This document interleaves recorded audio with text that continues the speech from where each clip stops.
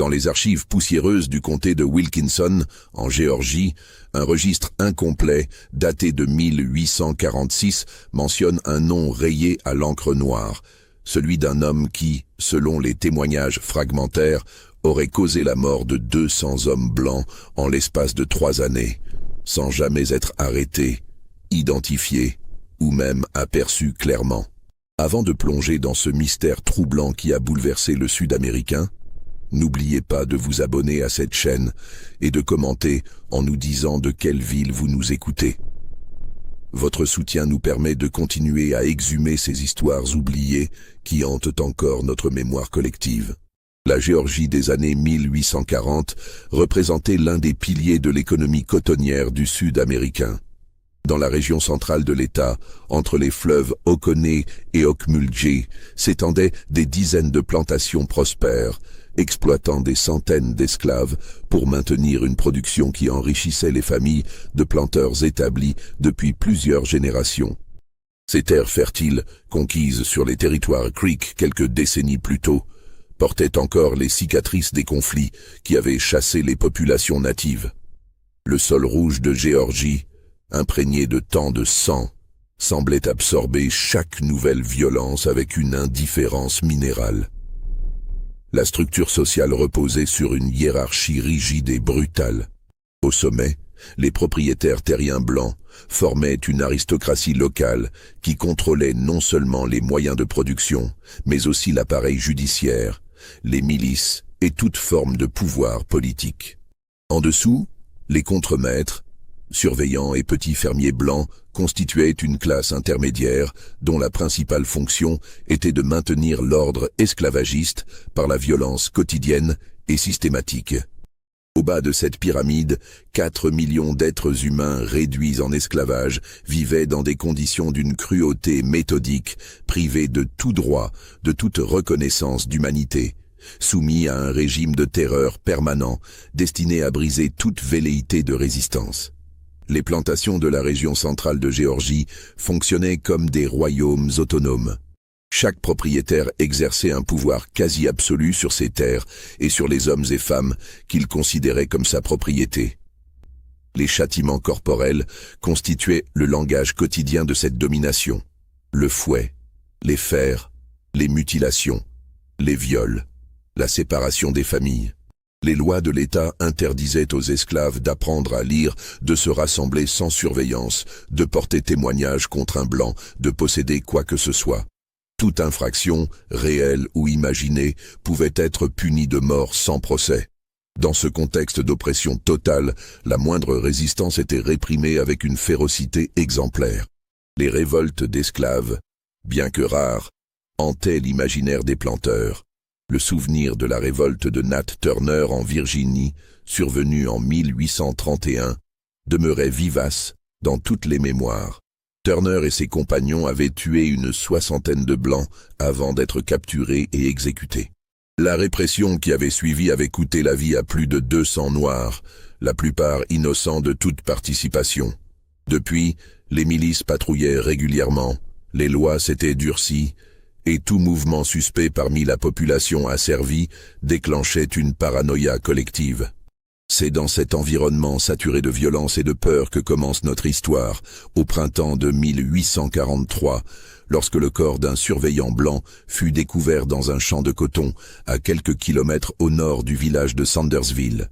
Le 23 mars 1843, au lever du soleil, un jeune contremaître nommé Samuel Pritchard ne se présenta pas pour superviser le travail du matin à la plantation Hawthorne, l'une des plus vastes propriétés de la région. Son absence immédiate inquiéta, car Pritchard, âgé de 28 ans, était connu pour sa ponctualité et sa cruauté méthodique. Il vivait seul dans une petite cabane en bois à la lisière de la plantation, préférant l'isolement à la promiscuité du quartier des surveillants. Vers 8 heures du matin, le propriétaire, Edward Hawthorne, ordonna que l'on parte à sa recherche. Un groupe de 4 hommes se dirigea vers sa cabane. Ils trouvèrent la porte entr'ouverte, l'intérieur en ordre, mais aucune trace de Pritchard. Son lit n'avait pas été défait, sa veste pendait encore au crochet près de l'entrée.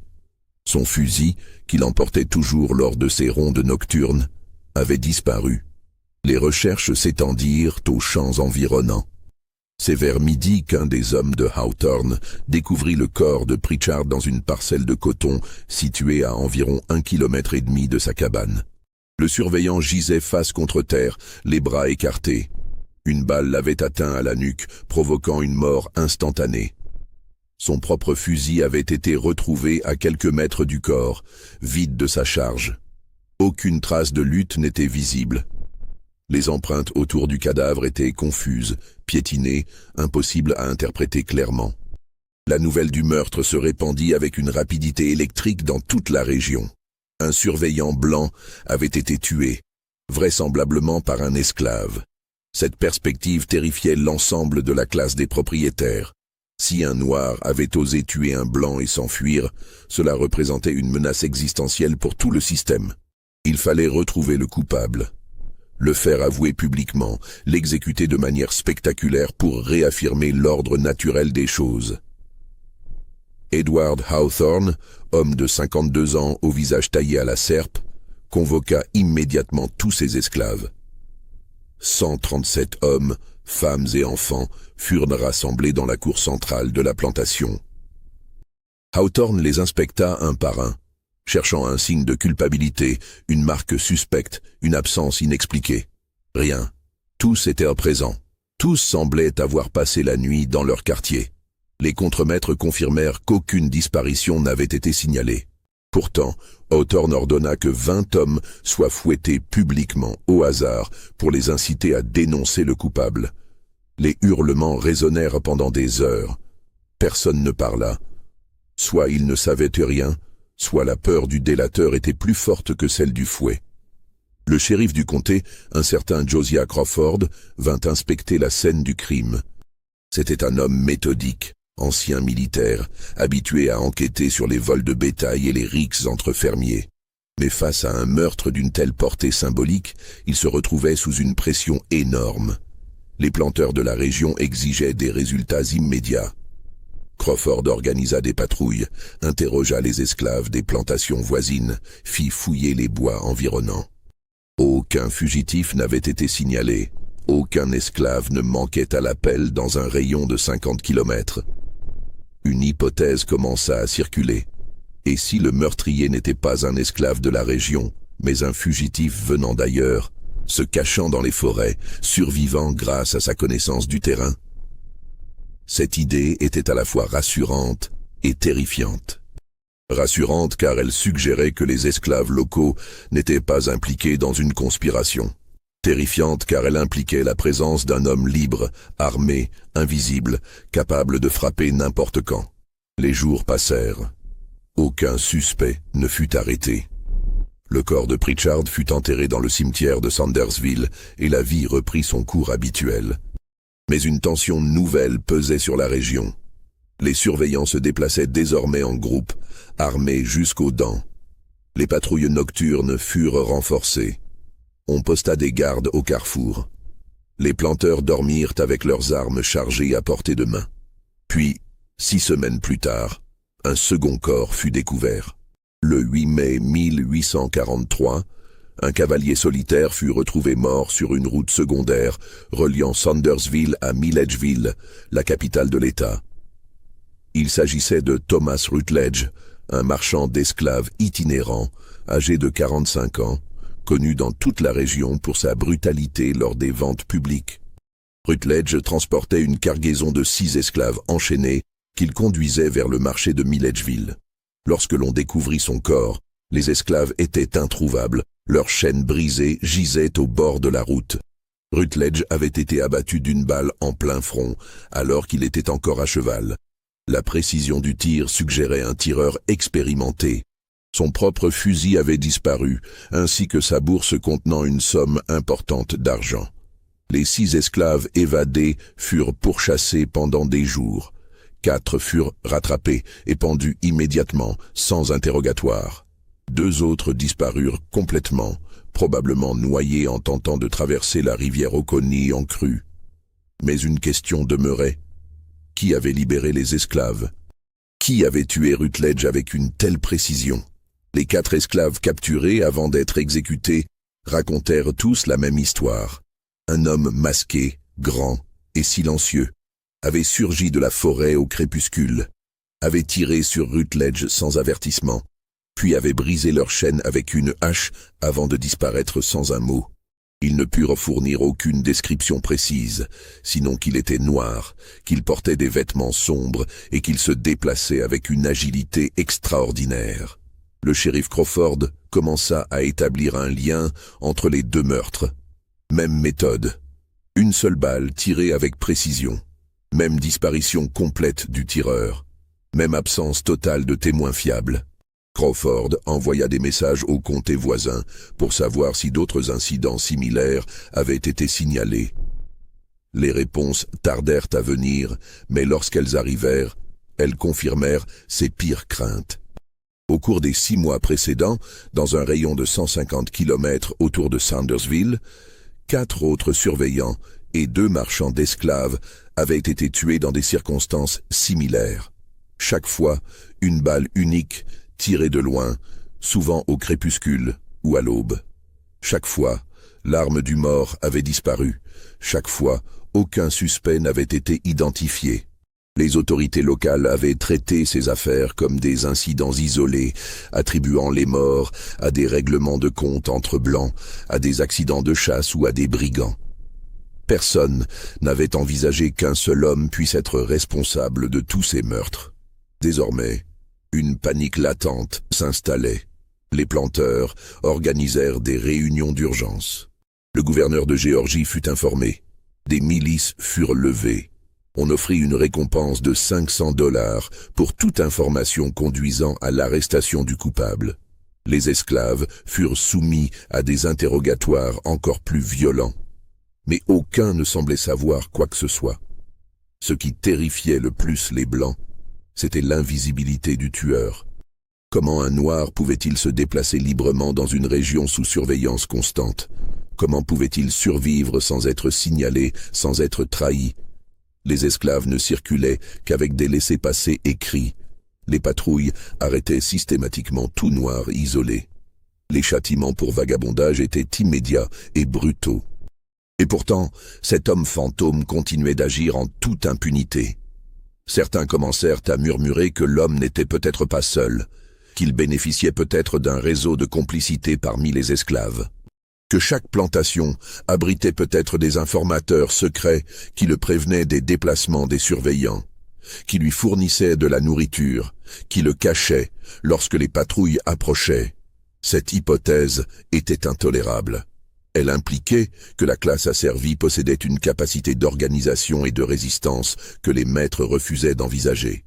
Les exécutions publiques d'esclaves se multiplièrent. Pour un regard jugé insolent, pour un travail jugé insuffisant, pour une simple suspicion de complicité, des hommes et des femmes furent fouettés jusqu'à la mort ou pendus aux arbres bordant les routes.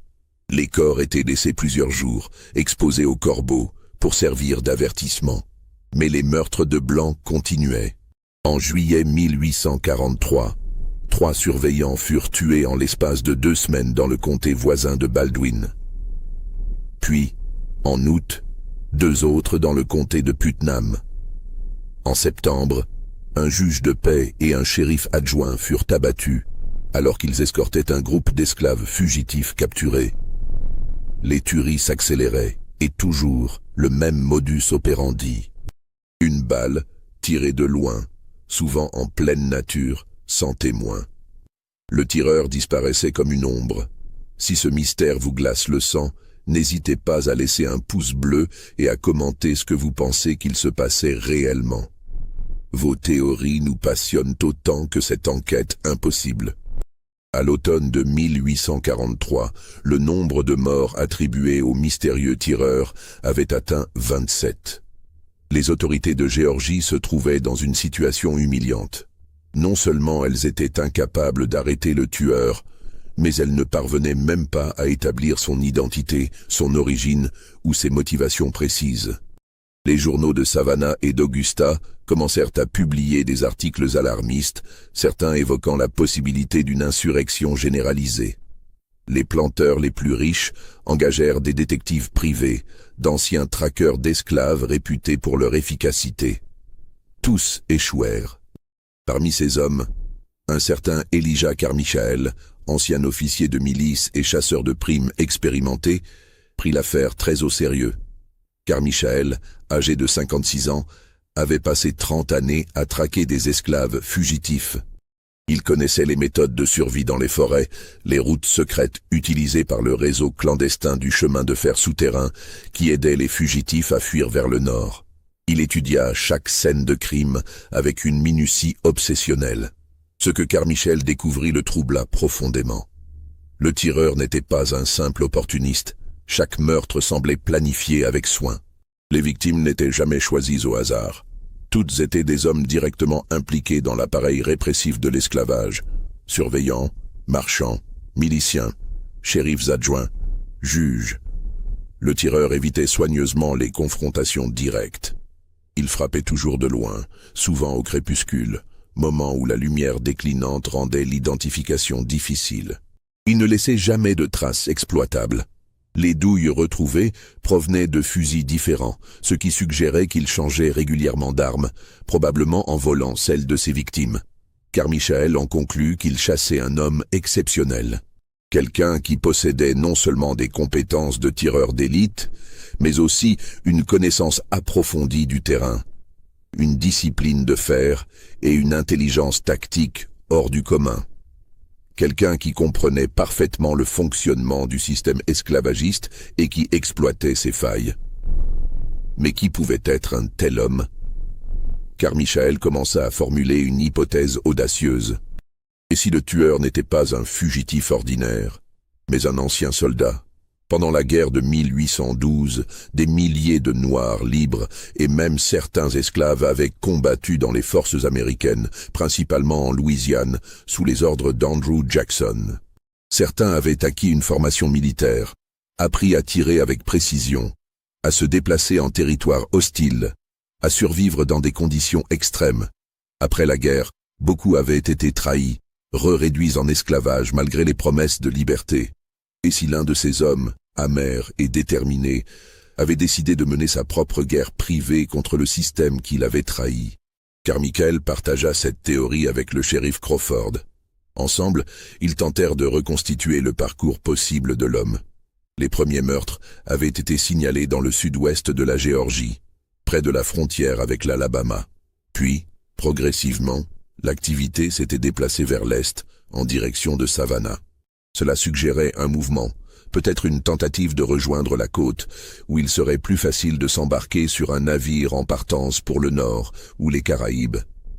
Mais cette reconstruction géographique posait un problème.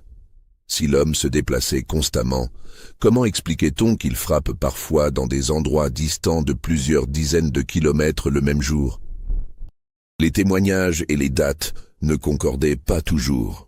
Soit l'homme possédait un cheval, ce qui était hautement improbable pour un fugitif, soit il existait plusieurs tueurs agissant selon le même modus operandi. Cette seconde hypothèse terrifiait encore davantage les autorités, car elle impliquait une organisation coordonnée, une véritable résistance armée. En novembre 1843, un événement majeur changea la donne. Un groupe de 6 miliciens patrouillant près de la rivière Oconee tomba dans une embuscade. 4 d'entre eux furent tués instantanément, abattus par des tirs provenant d'une colline boisée surplombant le chemin. Les 2 survivants, terrifiés, s'enfuirent sans riposter. Lorsqu'ils revinrent avec des renforts, ils ne trouvèrent que les corps de leurs compagnons, dépouillés de leurs armes et de leurs munitions. Les douilles récupérées provenaient de 4 fusils différents. Cette fois, il ne faisait plus aucun doute. Le tueur n'agissait pas seul. Il commandait au moins une petite bande d'hommes armés et entraînés. La perspective d'une guérilla organisée plongea la région dans une hystérie collective.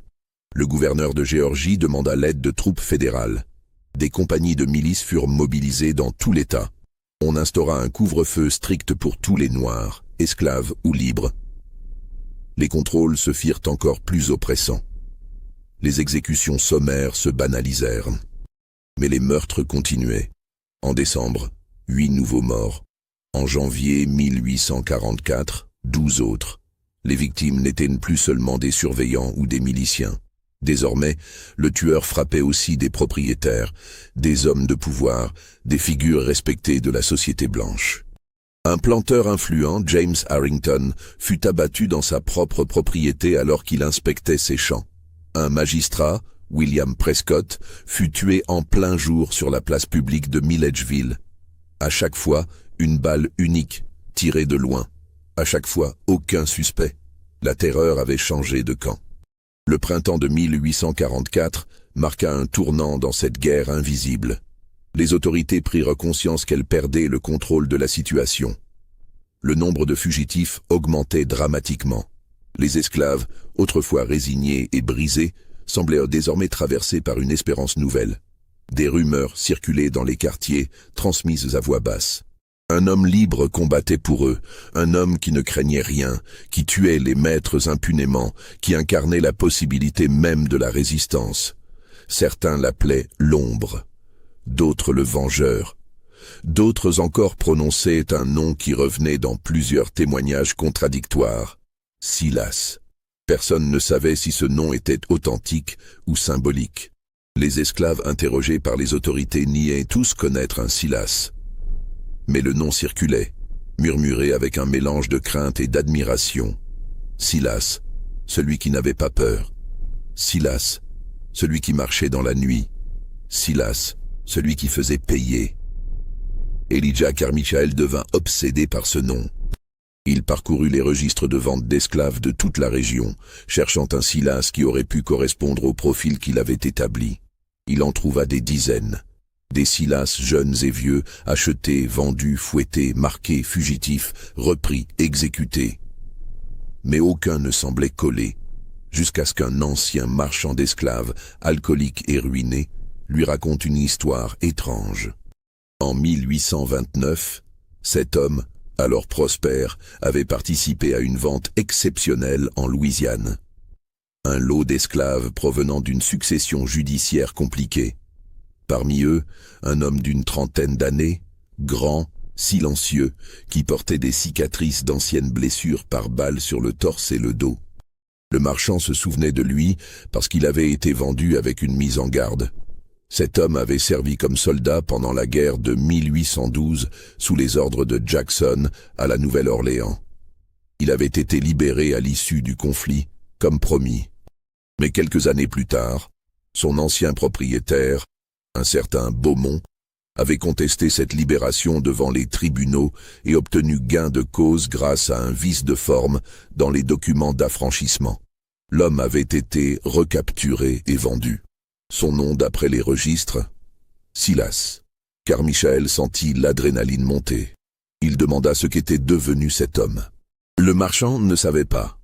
Il l'avait vendu à un planteur de Géorgie centrale, mais ne se souvenait plus du nom. Les registres étaient incomplets. Beaucoup avaient été détruits lors d'un incendie. Carmichael passa des semaines à reconstituer la chaîne de transactions. Il finit par retrouver une trace. Silas avait été acheté en 1830 par un planteur nommé Cornelius Davidson, propriétaire d'une vaste plantation près de Sparta, à environ 50 km au sud-est de Sandersville. Carmichael se rendit immédiatement à la plantation Davidson. Il découvrit que Cornelius Davidson était mort en 1840 d'une chute de cheval, selon les rapports officiels. La propriété était désormais gérée par son fils, Marcus Davidson, un homme de 30 ans, brutal et impulsif. Lorsque Carmichael l'interrogea sur un esclave nommé Silas, Marcus fronça les sourcils.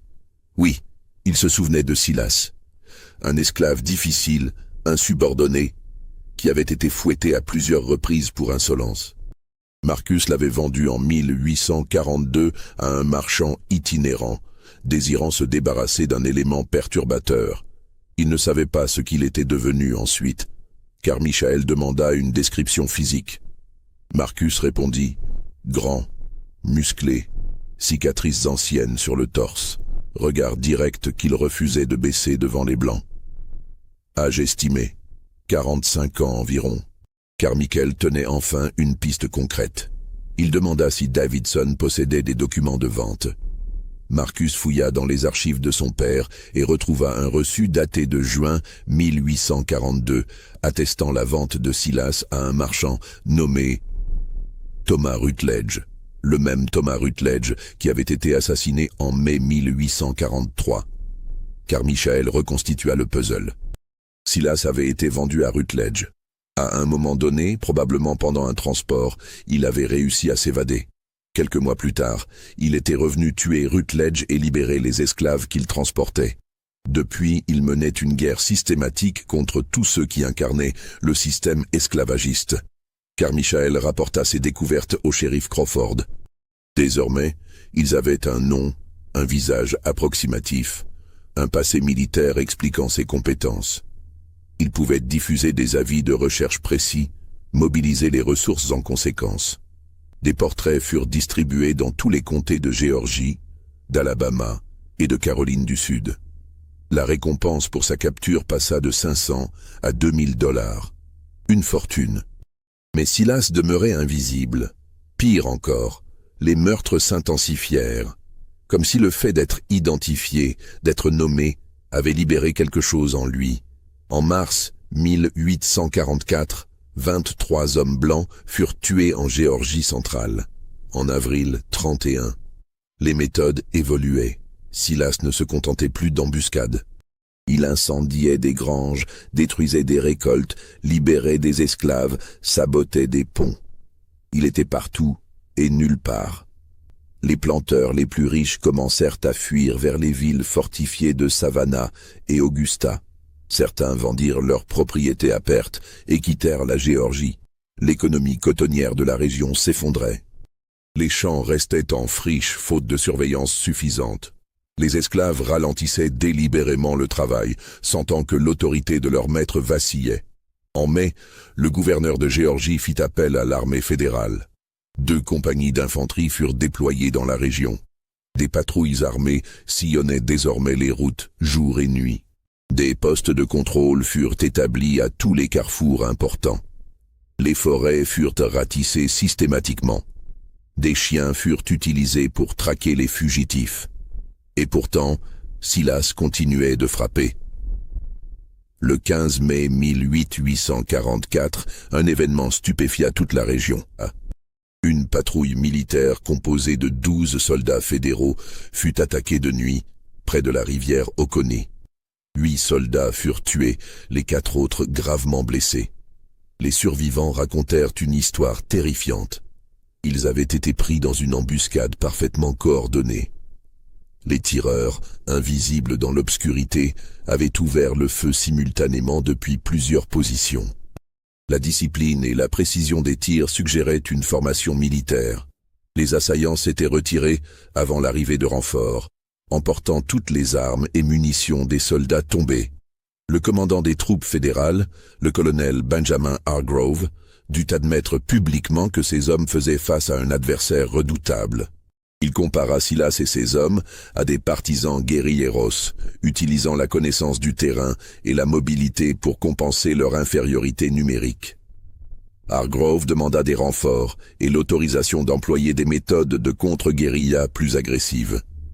Ce qui suivit fut une escalade de violence sans précédent. Les troupes fédérales incendièrent des quartiers d'esclaves soupçonnés d'abriter des complices. Des centaines d'hommes et de femmes furent arrêtés, torturés pour obtenir des informations, puis exécutés ou vendus vers les plantations de Louisiane, réputées pour être des mouroirs.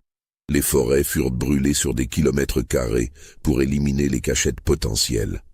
Les rivières furent surveillées par des bateaux armés. Mais Silas continuait d'exister. À l'été de 1845, après 2 années de traque acharnée, le colonel Hargrove croyait enfin tenir Silas. Un informateur, un esclave de la plantation Hawthorne dont la famille avait été menacée, révéla l'emplacement d'un camp clandestin dans les marais de l'Oconee, à environ 20 km au nord-est de Sandersville. Hargrove mobilisa 80 soldats, les meilleurs tireurs. et organisa une opération d'encerclement nocturne. Le 23 juillet 1845, à 3 heures du matin, les troupes fédérales encerclèrent le camp. Au signal, elles ouvrirent le feu. La fusillade dura plus de 2 heures. Lorsque le soleil se leva, les soldats pénétrèrent dans le camp dévasté. Ils trouvèrent 14 corps, tous des hommes noirs, certains encore armés. Mais aucun ne correspondait à la description de Silas. Hargrove ordonna une fouille minutieuse. On découvrit des caches d'armes, des munitions, des provisions, des cartes rudimentaires indiquant les positions des patrouilles. On trouva aussi des documents, des lettres, des témoignages écrits par des esclaves ayant réussi à apprendre à lire en secret. Ces documents racontaient des histoires de violences subies, de familles détruites, de révoltes avortées. Mais surtout, ils évoquaient un homme nommé Silas, comme celui qui leur avait redonné espoir. Parmi ces papiers, Hargrove découvrit un carnet personnel tenu par l'un des hommes tués. Ce carnet contenait une information stupéfiante. Silas n'était pas une seule personne. C'était un nom collectif, adopté par plusieurs hommes qui menaient des actions similaires dans différentes régions. L'idée était née d'un véritable Silas, l'ancien soldat, qui avait effectivement commencé à tuer des surveillants en 1843. Mais rapidement, d'autres fugitifs, inspirés par ses actes, avaient repris son nom et continué la lutte. Certains ne l'avaient jamais rencontré. D'autres avaient combattu à ses côtés avant de se disperser pour former leur propre groupe. Le nom Silas était devenu un symbole, une bannière sous laquelle se rassemblaient tous ceux qui refusaient l'esclavage. Cette révélation bouleversa Hargrove. Cela signifiait qu'il n'y avait jamais eu un seul tueur insaisissable, mais une multiplicité d'hommes agissant indépendamment, coordonnés seulement par une volonté commune de résistance. Cela expliquait pourquoi les témoignages étaient contradictoires, pourquoi les meurtres pouvaient survenir simultanément dans des endroits éloignés, pourquoi il était impossible de capturer Silas. Le colonel passa plusieurs jours à étudier méticuleusement chaque document trouvé dans le camp. L'un d'eux, une lettre inachevée, révélait des détails encore plus troublants. Elle était adressée à ceux qui viendront après nous et racontait comment le mouvement s'était organisé. Le véritable Silas, l'ancien soldat de la Nouvelle-Orléans, avait effectivement été le premier. Après son évasion des mains de Thomas Rutledge, il avait passé plusieurs mois seul dans les forêts, survivant grâce à ses compétences militaires. Mais lors d'une nuit de janvier 1843, il avait rencontré 3 autres fugitifs, des hommes qui avaient fui leurs plantations respectives après des châtiments particulièrement brutaux. Ces 4 hommes avaient formé le noyau initial. Silas leur avait enseigné ce qu'ils savaient, comment se déplacer sans laisser de traces, comment tirer avec précision, comment planifier une embuscade, comment survivre dans la nature. Mais surtout, il leur avait transmis quelque chose de plus précieux, la conviction qu'ils pouvaient se battre et gagner. Pendant les 6 premiers mois, ce groupe de 4 avait été responsable des meurtres de surveillants dans la région de Sandersville. Puis, en août 1843, lors d'une opération pour libérer un groupe d'esclaves enchaînés, l'un des 4 avait été gravement blessé. Plutôt que de l'abandonner, Silas avait pris un risque considérable. Il avait cherché refuge dans une plantation, s'adressant directement aux esclaves pour demander leur aide. Ce qui s'était passé ensuite avait changé la nature même du mouvement. Les esclaves de cette plantation avaient non seulement caché et soigné le blessé, mais certains avaient demandé à rejoindre le groupe. Silas avait d'abord refusé, conscient des dangers. Mais face à leur détermination, il avait accepté d'en former quelques-uns. C'est ainsi que le groupe était passé de 4 à 8 membres, et ces 8 s'étaient à leur tour séparés en 2 groupes de 4, couvrant un territoire plus vaste. Le carnet révélait que cette méthode de division et de multiplication s'était répétée plusieurs fois. Chaque groupe formait de nouveaux membres, puis se scindait. Mais tous conservaient le nom de Silas, par respect pour l'homme qui avait lancé le mouvement, et aussi comme stratégie. Si tous s'appelaient Silas, les autorités ne pourraient jamais savoir qui était qui, combien ils étaient, où ils se trouvaient. Hargrove comprit également une autre dimension du phénomène, encore plus inquiétante. Le carnet mentionnait que certains esclaves qui participaient aux actions ne vivaient pas en fugitifs dans les forêts. Ils restaient sur leurs plantations, continuaient de travailler comme avant, mais attendaient les occasions d'agir. Lorsqu'un membre de Silas avait besoin d'informations sur les déplacements d'un surveillant, ses complices infiltrés les transmettaient. Lorsqu'un groupe avait besoin de nourriture ou de munitions, ses complices les volaient discrètement. Lorsqu'une embuscade nécessitait une diversion, ses complices créaient un incident pour détourner l'attention. Cela signifiait que, potentiellement, sur chaque plantation, il pouvait y avoir des membres dormants du réseau de Silas, invisibles, insoupçonnés, attendant le moment opportun. Cette pensée glaça le sang de Hargrove. Comment combattre un ennemi qui était partout et nulle part simultanément? Comment faire confiance à un esclave alors que n'importe lequel pouvait être un complice? Le colonel tenta d'utiliser ces informations pour démanteler le réseau. Il ordonna des interrogatoires encore plus systématiques, offrit des récompenses importantes pour toute dénonciation, menaça des représailles collectives. Mais le résultat fut inverse à celui escompté. La brutalité accrue des interrogatoires ne fit que renforcer la solidarité entre les esclaves. Les quelques dénonciations qui eurent lieu se révélèrent être des pièges. Les esclaves désignaient délibérément des innocents qu'ils détestaient ou fournissaient de fausses informations qui envoyaient les patrouilles dans des embuscades. En septembre 1845, Hargrove reçut un message anonyme, déposé de nuit sur le porche de son quartier général. Le message, écrit en français, disait simplement « Vous ne pouvez pas tuer une idée. Vous ne pouvez pas capturer un nom. Nous sommes tous Silas. Et nous continuerons jusqu'à ce que le dernier d'entre nous soit libre ou mort. » Cette lettre fut pour Hargrove une révélation finale. Il n'affrontait pas une insurrection classique avec des meneurs identifiables et une structure hiérarchique. Il affrontait quelque chose de plus profond. Une transformation de la conscience collective des opprimés. Le nom Silas n'était plus une personne. C'était devenu une identité partagée, un moi collectif qui permettait à chaque esclave de se voir comme un résistant potentiel. Le colonel rédigea un rapport de 53 pages pour ses supérieurs à Washington, dans lequel il expliquait pourquoi la stratégie militaire classique échouait face à ce type de résistance. Il recommandait une approche radicalement différente. Plutôt que de réprimer davantage, il fallait créer des divisions internes au sein de la population asservie, offrir des privilèges à certains, pour les séparer des autres, éroder la solidarité qui constituait la base du mouvement Silas. Mais avant que ce rapport ne puisse être lu et discuté à Washington, un événement inattendu changea complètement la donne.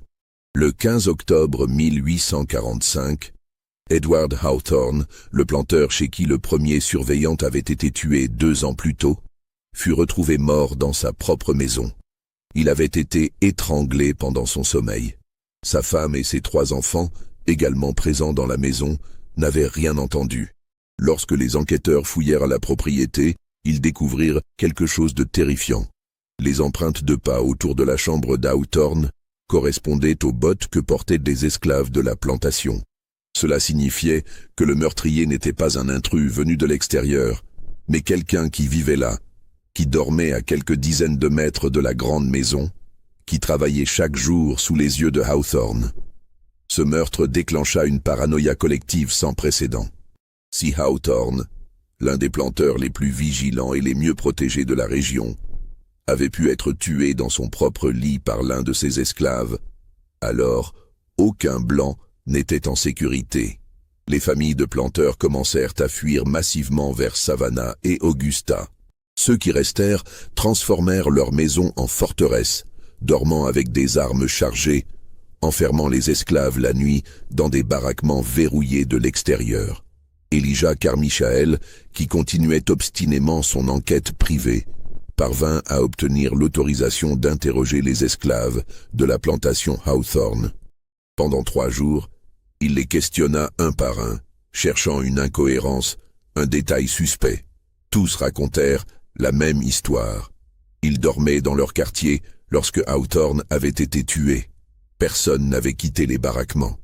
Personne ne savait qui était le coupable, car Michael n'arrivait pas à croire que personne ne savait rien.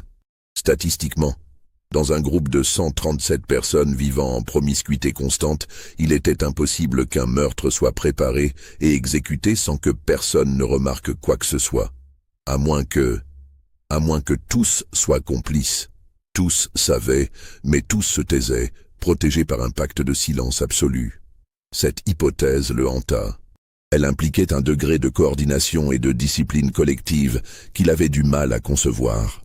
Comment des êtres humains, maintenus dans l'ignorance, privés de toute éducation, soumis à une violence quotidienne destinée précisément à briser leur volonté, pouvaient-ils former un réseau de résistance aussi efficace?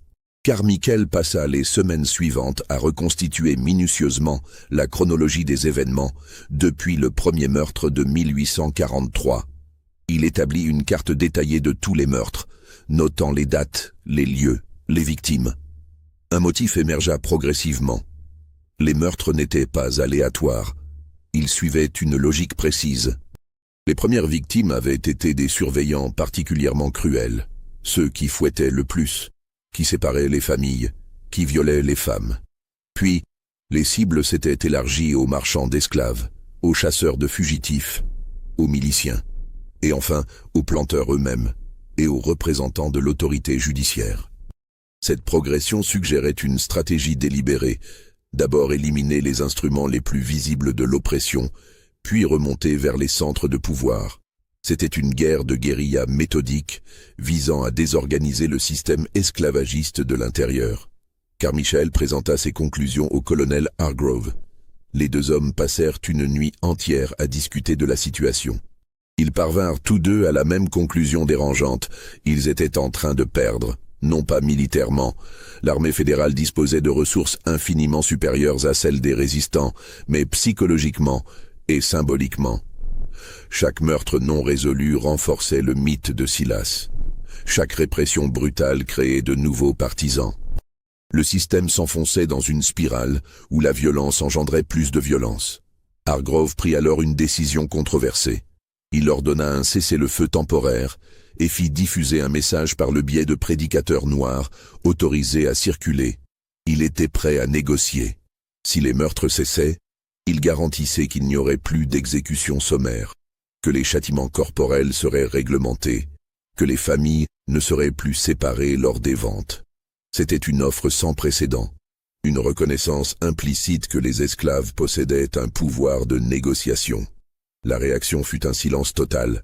Aucune réponse ne parvint. Les meurtres ne cessèrent pas, mais leur fréquence diminua légèrement. Hargrove interpréta cela comme un signe que son message avait été reçu et partiellement considéré. Il maintint son cessez-le-feu unilatéral pendant 2 semaines, interdisant à ses troupes toute action offensive. Puis, le 3 novembre 1845, un second message anonyme fut déposé à son quartier général. Cette fois, le message était plus long. Il disait « Nous n'avons jamais voulu votre régulation de notre esclavage. Nous voulons notre liberté. Vous offrez de meilleures chaînes. Nous refusons toutes les chaînes. La seule négociation possible est notre libération complète. Tant que cela ne sera pas accordé, Silas continuera d'exister. Vous pouvez nous tuer tous, mais vous ne pouvez pas nous faire cesser de vouloir être libres. » Hargrove comprit alors qu'aucun compromis n'était possible. Le mouvement Silas ne négocierait jamais rien d'autre que la liberté totale. Et cela, aucun gouvernement du Sud, aucune institution esclavagiste ne pouvait l'accepter sans s'effondrer complètement. Le 12 novembre 1845, avant que Hargrove ne puisse décider de la marche à suivre, un incendie d'une ampleur catastrophique éclata simultanément en plusieurs points de la région centrale de Géorgie. Les vents violents de novembre propagèrent les flammes à une vitesse terrifiante. En quelques heures, des dizaines de milliers d'hectares de forêts, de champs de coton et de constructions furent embrasés. L'origine de l'incendie ne fut jamais clairement établie. Certains témoins affirmèrent avoir vu des groupes d'hommes circuler de nuit avec des torches, incendiant délibérément les propriétés. D'autres parlèrent de la foudre tombée sur des granges. D'autres encore évoquèrent des accidents, des lampes renversées, des feux de camp mal éteints. La vérité est que personne ne sut jamais avec certitude comment les flammes avaient démarré. Ce qui est certain, c'est que l'incendie fut dévastateur. Il détruisit 43 plantations, tua au moins 300 personnes, esclaves et blancs confondus, ruina complètement l'économie cotonnière de la région et provoqua l'exode de milliers de réfugiés vers les villes côtières. Dans ce chaos, les activités du mouvement Silas cessèrent presque complètement. Les derniers meurtres de surveillants ou de planteurs furent signalés en décembre 1845, puis plus rien. Soit les partisans avaient péri dans l'incendie, soit ils avaient profité de la confusion générale pour s'enfuir vers le nord en se mêlant aux colonnes de réfugiés, soit ils s'étaient dispersés si profondément qu'ils devinrent inactifs. Le colonel Hargrove, confronté à la nécessité de gérer l'urgence humanitaire, dut abandonner sa traque. Il ordonna que tous les documents relatifs à l'affaire Silas soient scellés dans des caisses métalliques et envoyés à Washington avec la mention « confidentiel, ne pas ouvrir avant 50 ans ». Ces documents ne furent effectivement rouverts qu'en 1895, soit 50 ans après les faits, lorsque l'esclavage avait déjà été aboli depuis 30 ans et que tous les protagonistes étaient morts. À la fin de l'année 1846, lorsque les survivants tentèrent de reconstruire, le gouverneur de Géorgie fit pression pour que toute mention de l'affaire Silas soit effacée des archives officielles. Les registres de décès furent modifiés, les causes de mort changées, les rapports de shérif détruits. Officiellement, il n'y avait jamais eu de mouvement de résistance armée. Les morts étaient dus à des accidents, à des règlements de compte entre blancs, à des brigands, à des catastrophes naturelles. Cette falsification systématique de l'histoire réussit pendant plusieurs décennies. Les nouvelles générations de Blancs du Sud grandirent sans savoir ce qui s'était réellement passé entre 1843 et 1845. Seules les communautés noires conservèrent la mémoire, transmise oralement de génération en génération, transformée progressivement en légende, mais conservant toujours son noyau de vérité. Elijah Carmichael, lui, ne put jamais oublier. Jusqu'à sa mort en 1859, il continua d'accumuler des témoignages, de consulter des archives, de recouper des informations. Son journal intime, découvert 116 ans plus tard, révéla l'ampleur de son obsession. Il avait établi que le nombre total de morts attribuables au mouvement Silas dépassait certainement 200. Il avait identifié au moins 15 noms différents d'hommes qui avaient pu incarner Silas à un moment ou un autre. Il avait cartographié les zones d'activité, les périodes de pic, les connexions entre les différents groupes. Mais ce qui hantait le plus Carmichael, ce qu'il écrivit dans les dernières pages de son journal, était une question simple. Avait-il vraiment existé un Silas original, l'ancien soldat de la Nouvelle-Orléans? Ou ce personnage lui-même était-il une invention, un mythe créé dès le début pour donner une figure héroïque au mouvement? Carmichael avait retrouvé la trace de plusieurs hommes correspondant partiellement au profil. Un ancien soldat noir nommé Silas Freeman avait effectivement combattu à la Nouvelle-Orléans en 1815 et avait été réduit en esclavage en 1828. Mais les registres montraient qu'il était mort en 1837 dans une plantation du Mississippi, 6 ans avant le début des meurtres en Géorgie. Un autre homme, Silas Johnson, soldat lui aussi, avait disparu des registres en 1842, mais plusieurs témoins affirmaient l'avoir vu mourir lors d'une tentative de fuite en 1843, abattu par des chasseurs de primes près de la frontière de l'Alabama. Aucune des pistes ne menait à un Silas vivant et actif pendant toute la période des meurtres. Carmichael en vint à conclure que le Silas original, s'il avait existé, était probablement mort très tôt, peut-être dès les premiers mois, et que tout le reste, les centaines de meurtres, les embuscades, les libérations d'esclaves, avaient été accomplis par des hommes dont on ne connaîtrait jamais les noms véritables, qui s'étaient cachés derrière l'identité de Silas comme derrière un masque protecteur. Dans les communautés noires du Sud, pendant les décennies qui suivirent, la figure de Silas évolua. Des chansons furent composées, racontant ses exploits avec des détails souvent fantaisistes. On lui attribuait des pouvoirs qu'il n'avait jamais eus, des actes qu'il n'avait jamais commis. Il devenait peu à peu un héros folklorique, une sorte de Robin des Bois Noirs qui volait les riches pour donner aux pauvres, qui libérait les opprimés, qui défiait les tyrans. Mais sous cette mythification, il y avait toujours, persistant, le souvenir d'une réalité historique brutale. Pendant 2 années, des hommes asservis avaient tué leurs oppresseurs, avaient mené une guerre de guérilla efficace, avaient ébranlé un système qui se croyait invulnérable. Et ils n'avaient jamais été vaincus. Ils avaient simplement disparu, emportant leurs secrets avec eux. Après la guerre de sécession et l'abolition de l'esclavage, certains anciens esclaves de Géorgie, devenus libres, acceptèrent de témoigner publiquement de ce qu'ils savaient sur Silas. Leurs récits, collectés par des historiens nordistes dans les années 1870, révélèrent des détails fascinants. Plusieurs affirmèrent avoir personnellement aidé des membres du mouvement Silas en leur fournissant de la nourriture ou des informations. D'autres racontèrent avoir assisté à des réunions clandestines où des plans étaient discutés. Certains avouèrent même avoir participé directement à certaines actions. Ces témoignages confirmèrent ce que Carmichael et Hargrove avaient soupçonné. Le mouvement Silas n'était pas composé seulement de fugitifs vivant dans les forêts. Il incluait aussi des esclaves qui continuaient de vivre sur les plantations, qui travaillaient normalement le jour, mais qui agissaient la nuit ou transmettaient des informations cruciales. Cette structure hybride expliquait son efficacité et sa résilience. Un témoignage particulièrement poignant fut celui d'une ancienne esclave nommée Ruth, interrogée en 1876.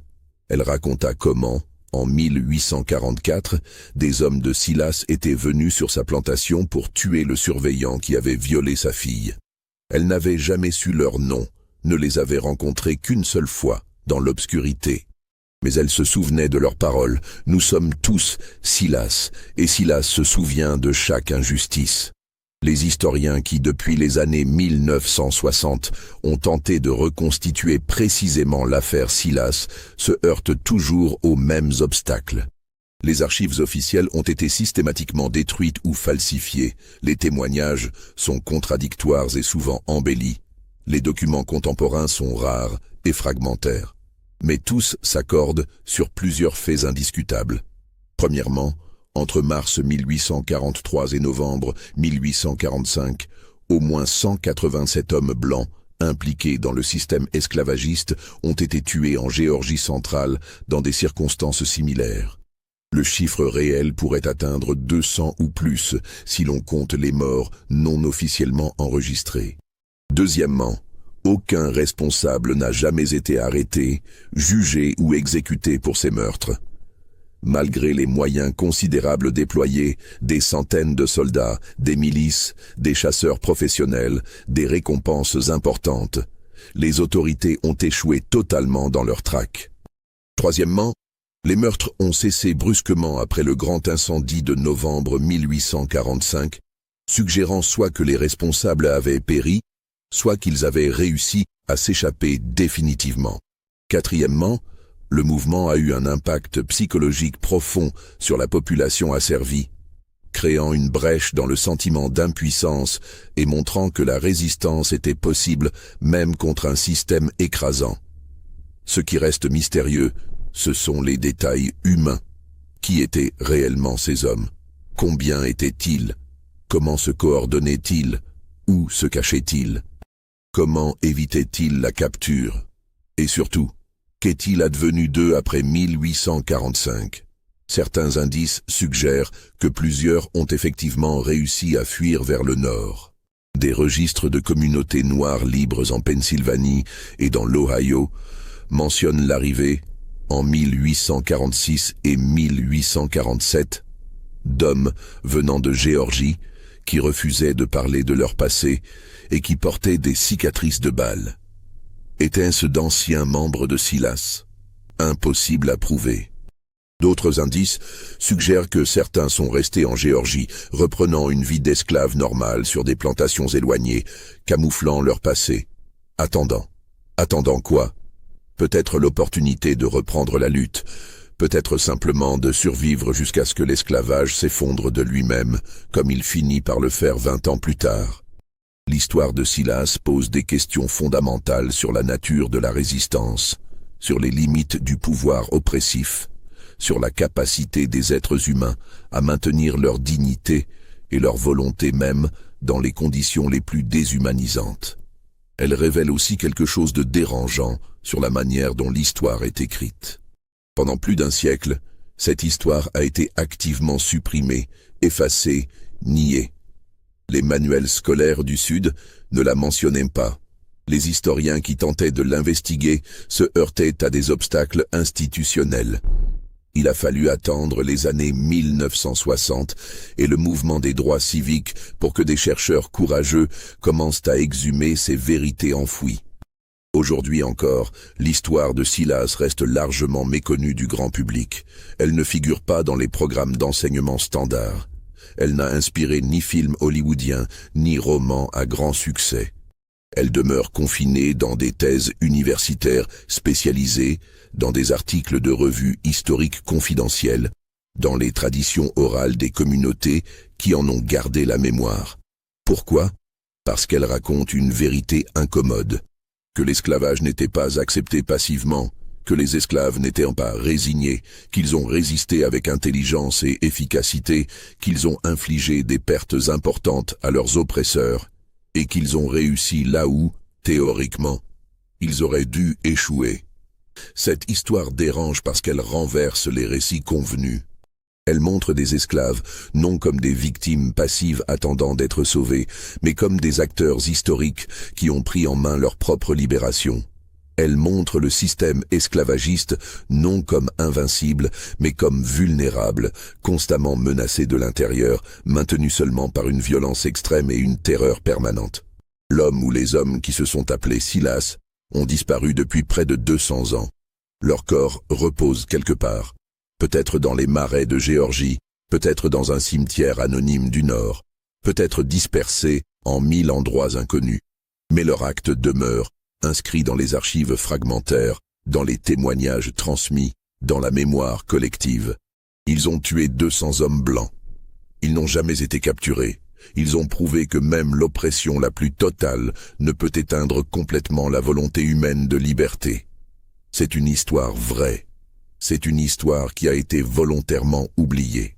C'est une histoire qui mérite d'être racontée encore et encore, jusqu'à ce qu'elle prenne enfin sa place dans la mémoire collective de l'humanité. Vous venez d'entendre l'une des histoires les plus troublantes et mystérieuses de l'histoire américaine. Pensez-vous que Silas était un homme réel ou une création collective? Pensez-vous que tout cela a vraiment pu se produire? Laissez votre avis en commentaire. Abonnez-vous pour ne manquer aucun de nos prochains mystères historiques. Et partagez cette histoire avec tous ceux qui aiment les énigmes que l'histoire officielle préfère garder dans l'ombre. Merci de votre écoute et à très bientôt pour une nouvelle plongée dans les secrets oubliés du passé.